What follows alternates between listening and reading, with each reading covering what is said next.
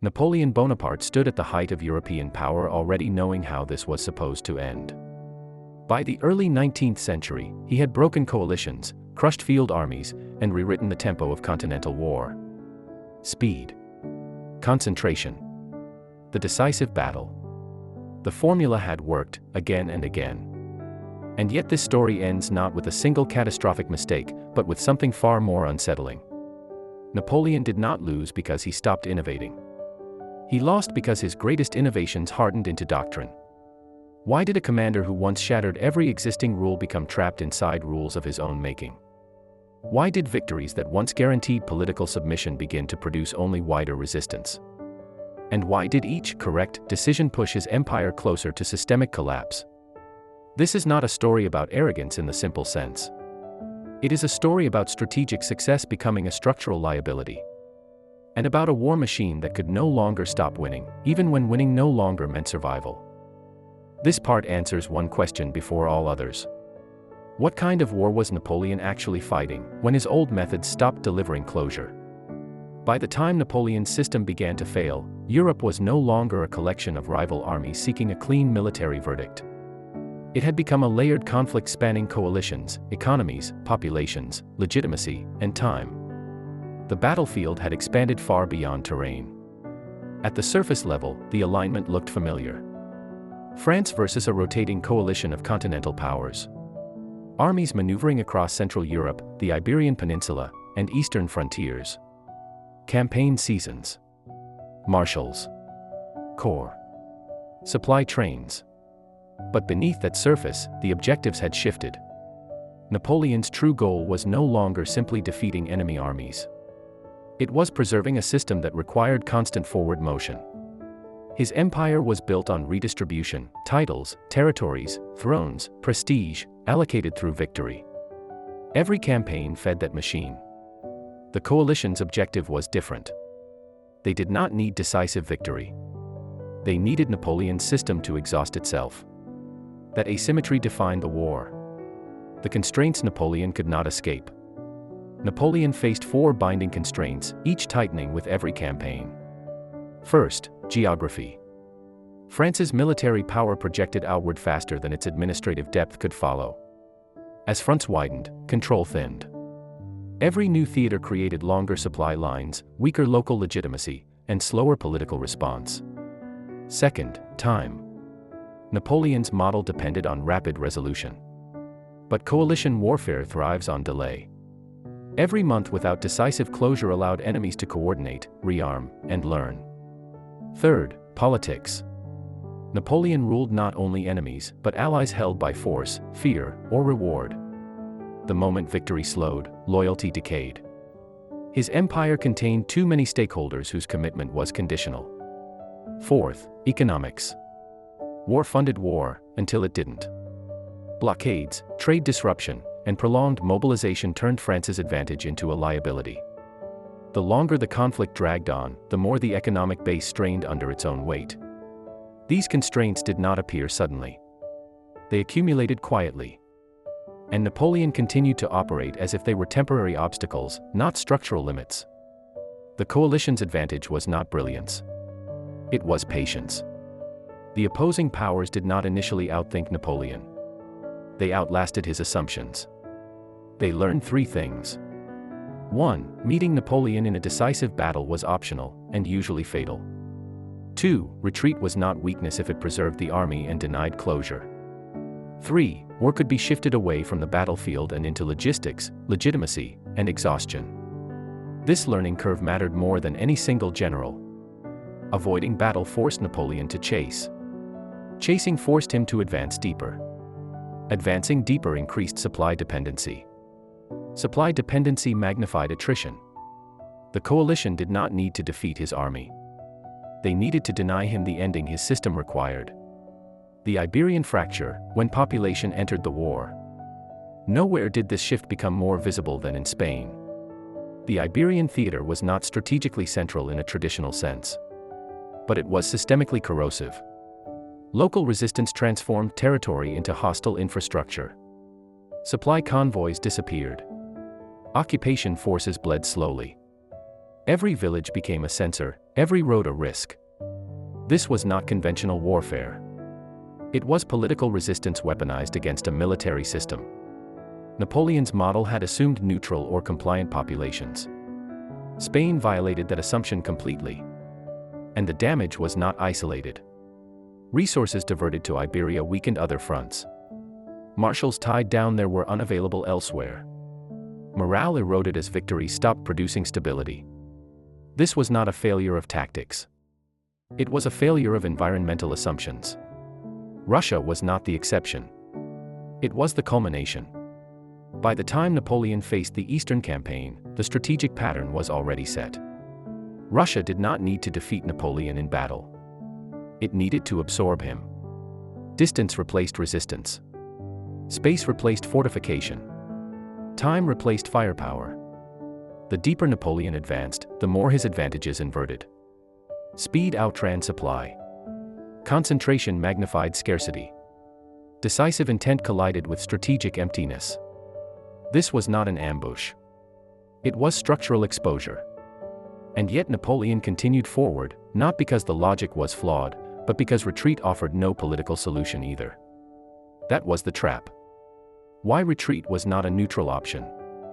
A conventional commander might disengage. Napoleon could not. Retreat without victory threatened his legitimacy. It signaled weakness to allies. It emboldened rivals. It disrupted the reward cycle that held his empire together.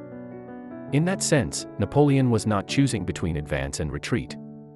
He was choosing between delayed collapse and immediate collapse. So he advanced. Not because the decision was irrational, but because the system had eliminated safer alternatives. The enemy's hidden advantage, systemic alignment. The coalition benefited from something Napoleon lacked, distributed resilience.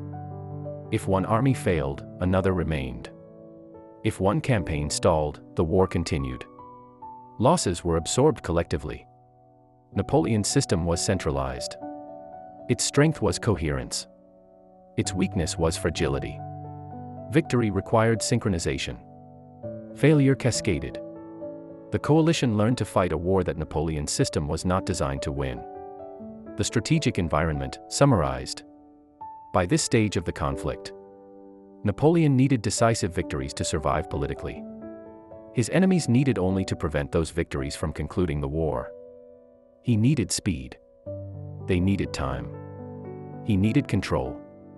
They needed disruption. He needed endings. They needed endurance. This mismatch, not any single battle, defined the outcome. And it created a cruel paradox. The more Napoleon relied on the strategy that built his empire, the more that strategy accelerated its breakdown. And inside that paradox, the old, correct way of fighting war became the most dangerous choice available. This section confronts the assumption that Napoleon simply misapplied his own doctrine. He didn't. He applied it exactly as designed. The problem was that the doctrine itself had stopped matching the war it was now fighting. What a normal commander would have done. A conventional European commander, facing widening coalitions and overstretched fronts, would have pursued three stabilizing actions. First, limit objectives. Fight to secure borders, not to reorder the continent. Second, avoid overextension. Preserve the army as a political instrument, not a consumable asset. Third, prioritize negotiation windows. Use battlefield success to force diplomacy before attrition sets in. This approach was cautious. It reduced exposure. And in most historical contexts, it worked. Napoleon rejected it entirely. Not because he didn't understand it, but because his system could not survive it. Why the standard approach was strategically impossible for Napoleon. Napoleon's empire was not defensive. It was expansionary by necessity. Every campaign did more than defeat an enemy. It redistributed power across Europe, crowns, titles, territories, prestige. Those rewards were not optional. They were how loyalty was maintained. A limited war would have frozen that mechanism. And a frozen mechanism would have exposed a dangerous truth. Napoleon's authority was inseparable from momentum. Stopping meant decay. So while doctrine suggested consolidation, Napoleon faced a deeper constraint. Consolidation did not stabilize his empire. It destabilized it. The decisive battle doctrine, what it actually assumed. Napoleon's approach rested on several hidden assumptions. That enemy armies would seek engagement. That populations would remain passive. That logistics could be improvised locally. That victory would compel political submission. In earlier campaigns, these assumptions held. They stopped holding, not gradually, but categorically. Enemies stopped seeking battle. Populations became active participants. Logistics became contested space. Political submission was replaced by coalition hardening. Yet the doctrine itself did not adapt. Why? Because its success had taught Napoleon that these assumptions were fundamental truths, not context-dependent variables. That distinction matters. When doctrine becomes identity. By this phase of the wars, Napoleon was not merely using a system. He had become identified with it. Speed was no longer a tactic.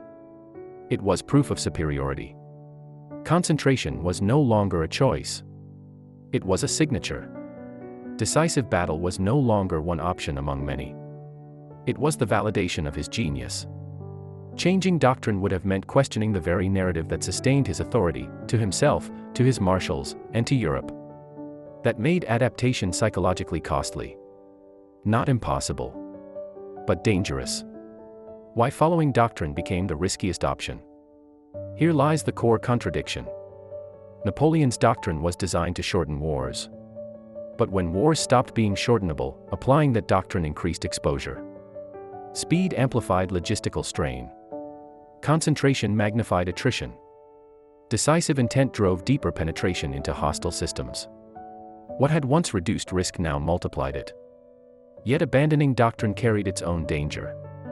Loss of confidence, loss of control, loss of legitimacy. Napoleon was caught between two unacceptable choices.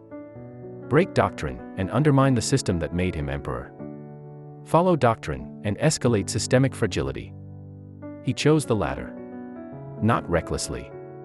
Rationally, given the constraints he faced. The illusion of correct decisions.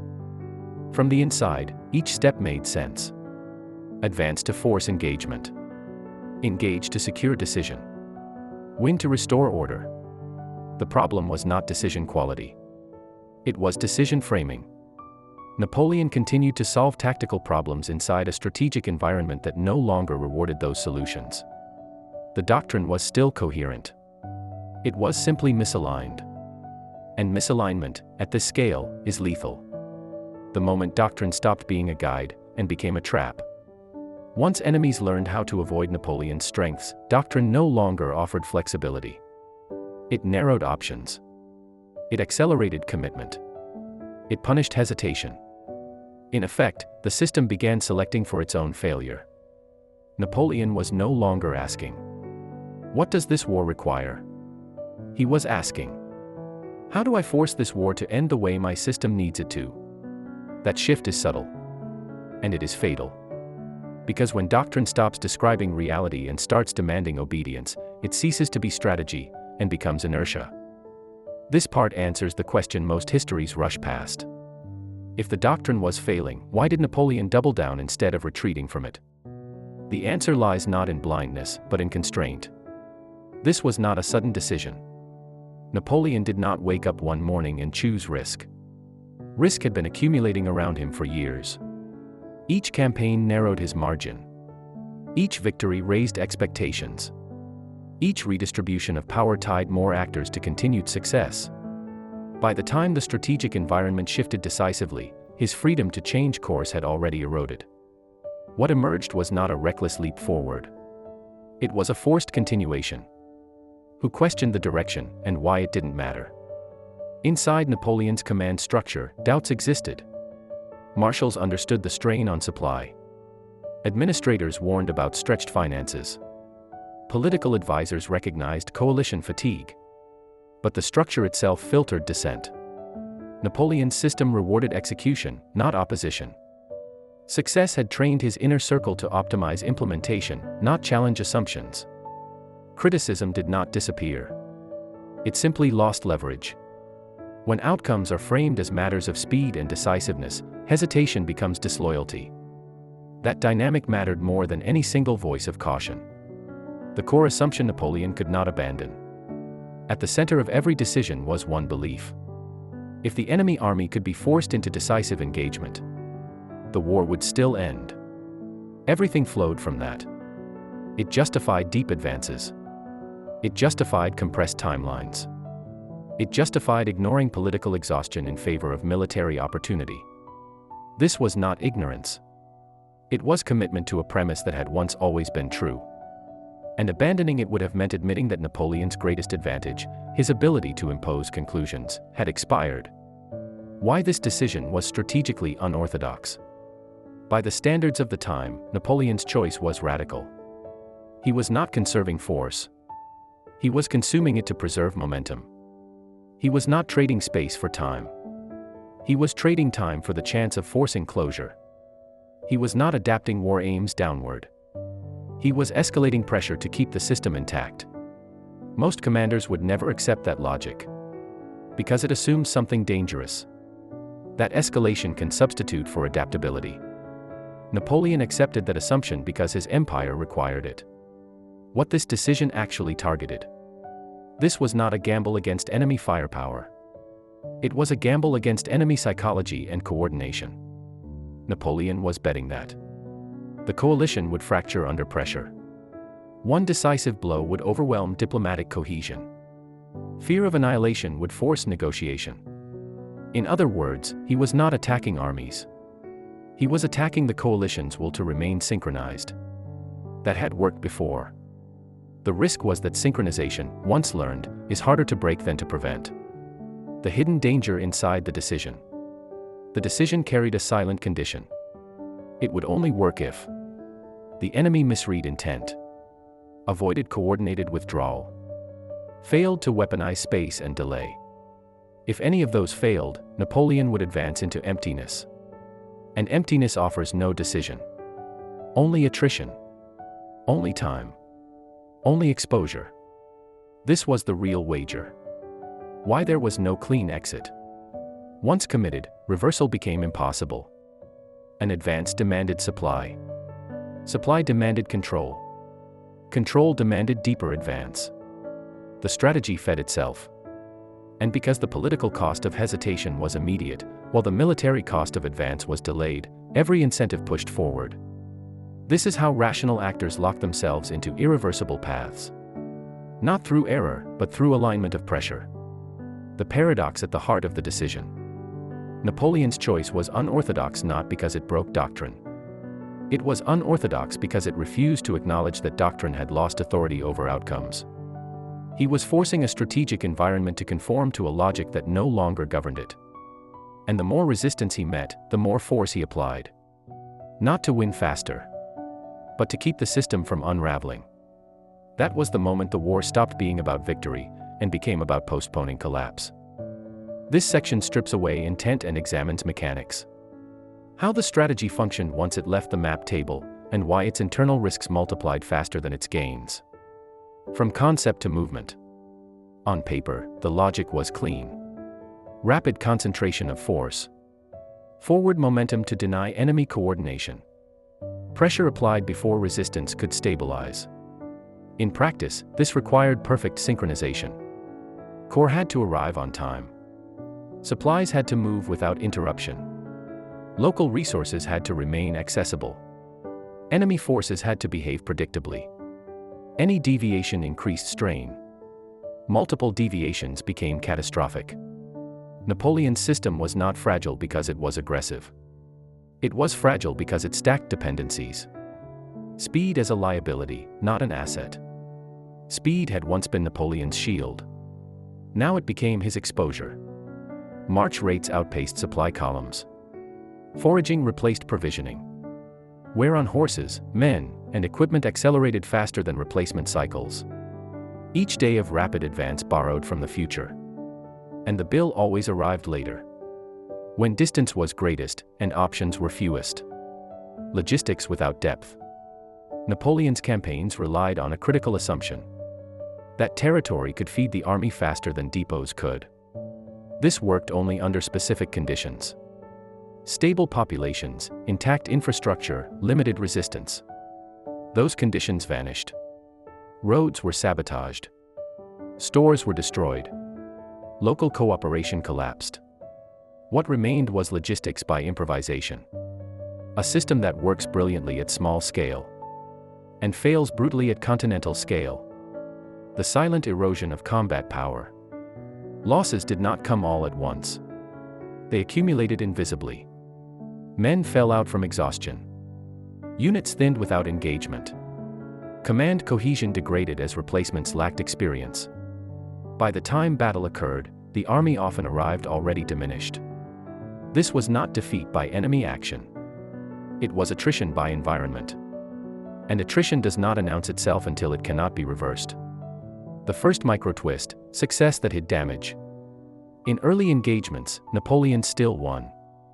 Enemy units withdrew. Coalition coordination wavered. The appearance of dominance persisted. This was dangerous. Because success delayed recognition of structural failure. Each tactical win reinforced belief that the system still worked, even as its foundations weakened. Victory became noise. Failure became signal. But the signal arrived too late. Command under compression. As conditions worsened, Napoleon centralized control further. Decisions that once flowed through trusted subordinates now bottlenecked at the top. This increased responsiveness in the short term and reduced adaptability overall. Information arrived filtered. Bad news softened. Risk underreported. The system optimized for speed, not truth. The second micro-twist, momentum without leverage. At a critical point, Napoleon achieved what his strategy demanded. He forced contact. But contact did not produce closure. Enemy forces disengaged intact. Retreat preserved cohesion. The decisive moment dissolved. Momentum continued. But leverage vanished. The army advanced deeper with no political effect to show for it. This was the inflection point. The strategy had succeeded tactically and failed strategically. When execution traps the strategist. At this stage, stopping was no longer neutral. Supply lines extended too far. Retreat promised exposure. Allies watched for weakness. Napoleon faced a familiar illusion. Advance still looked like control. Withdrawal looked like collapse. So the advance continued. Not because it worked, but because alternatives appeared worse. The core operational failure. This was not miscalculation. It was misalignment. The strategy assumed pressure would force decision. Reality delivered. Pressure forced dispersion. The harder Napoleon pushed, the more the enemy absorbed, delayed, and redistributed impact. Execution magnified the very dynamics the strategy depended on eliminating. What actually broke first? Not morale. Not courage. Not leadership. What broke was temporal advantage. Napoleon lost the ability to decide when outcomes would matter. Time ceased to be a weapon. It became the enemy. And once time turned hostile, every further movement compounded loss. By the time Napoleon recognized the depth of this shift, execution had already locked him inside it. And now the only question left was how the enemy would respond, and where they would choose to break him. This part examines the most misunderstood phase of the conflict. Napoleon did not fail because his enemies suddenly became tactically superior. He failed because they learned which mistakes were acceptable and which were fatal. What signals the coalition received? As Napoleon advanced, the coalition saw three clear signals. First, he was still pursuing decisive engagement. Despite wider fronts and stretched logistics, his movements showed urgency, not caution. Second, his system required forward motion. He was not consolidating. He was accelerating. Third, withdrawal was politically dangerous for him.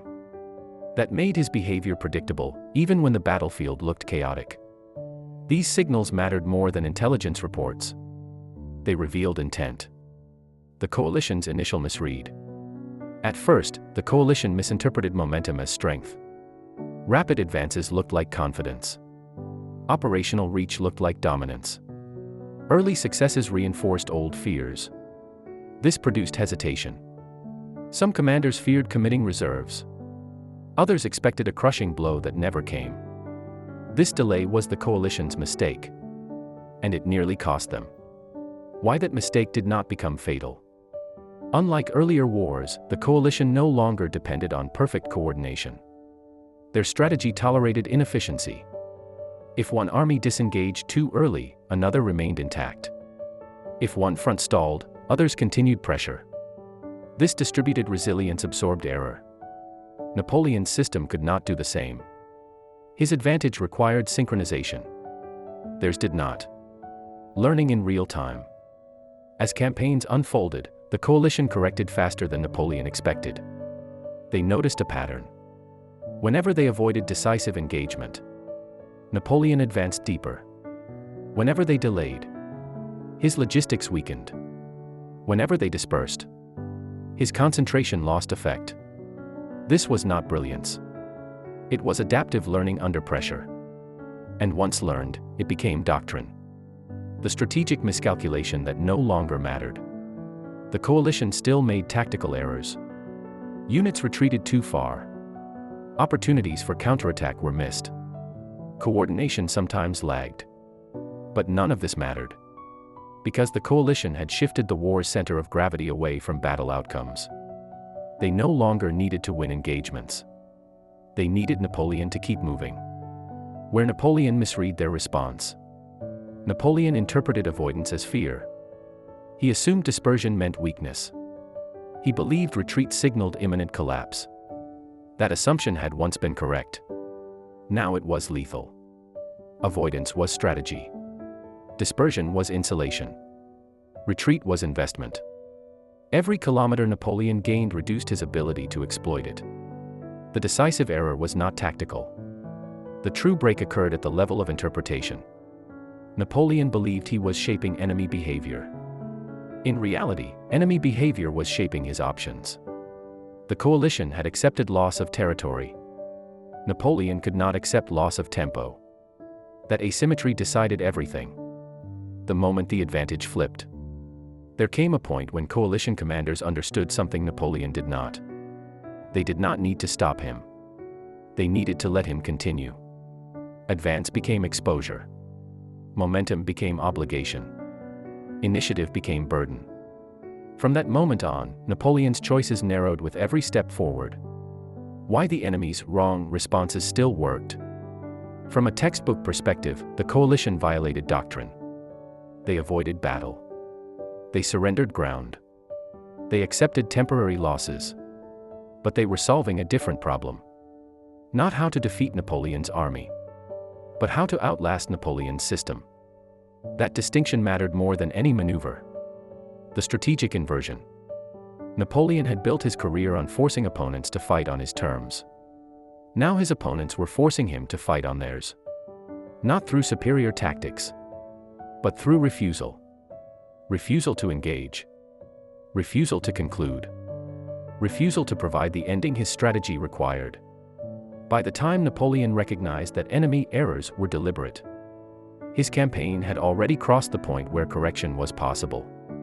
All that remained was the outcome, and the cost it would extract. This section closes the operational arc and opens the accounting. Not of glory, but of depletion. The immediate outcome. Napoleon did not lose in a single, decisive moment. There was no instant collapse that cleanly resolved the war. What followed instead was a progressive failure of leverage. Armies remained in the field. Command structures still functioned. The appearance of power lingered. But the system no longer produced outcomes proportional to effort. Victories failed to coerce. Movement failed to intimidate. Engagement failed to conclude. The war continued, without delivering decision. And for Napoleon, a war without decision was already lost. The human cost, force without recovery. Casualties mounted unevenly.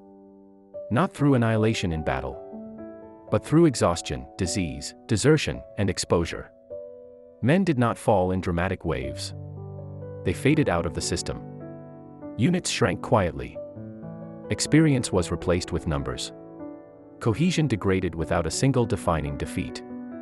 This was the most dangerous form of loss, because it was irreversible. An army can recover from a battle. It cannot easily recover from cumulative attrition without time. And time was the one resource Napoleon no longer controlled. The logistical cost, when momentum consumed capacity. Napoleon's operational speed had always relied on compression. Compressed marches. Compressed supply cycles. Compressed decision-making. As campaigns extended, compression turned destructive. Horses died faster than they could be replaced. Transport broke down beyond repair. Food scarcity became structural, not temporary. Logistics ceased to support operations. Operations began consuming logistics. Once that inversion occurred, collapse became a matter of sequence, not chance. The political cost, legitimacy erosion. Napoleon's authority rested on outcomes. As long as campaigns ended decisively, losses were tolerated. Requisitions were justified. Allies complied. When outcomes blurred, legitimacy fractured. Client states questioned loyalty. Allies hedged commitments. Neutral powers hardened positions. The coalition no longer needed to defeat Napoleon militarily. They needed only to wait until belief in inevitability evaporated. That moment arrived quietly. The psychological cost, decision-making under irreversible decline. Napoleon's final campaigns were not marked by confusion. They were marked by clarity without options. He understood the danger. He recognized the attrition. He saw the coalition adapting. What he lacked was a decision that could reverse momentum without destroying his political base. Every choice carried terminal risk. Advance deepened exhaustion. Withdrawal signaled vulnerability. Negotiation acknowledged parity. The strategy had eliminated graceful exits. That is the psychological price of overcommitment.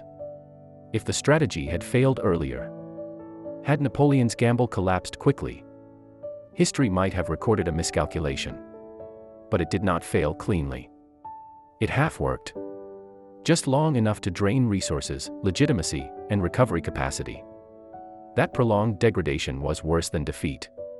Because it destroyed not only the campaign, but the system that sustained future ones. The final accounting.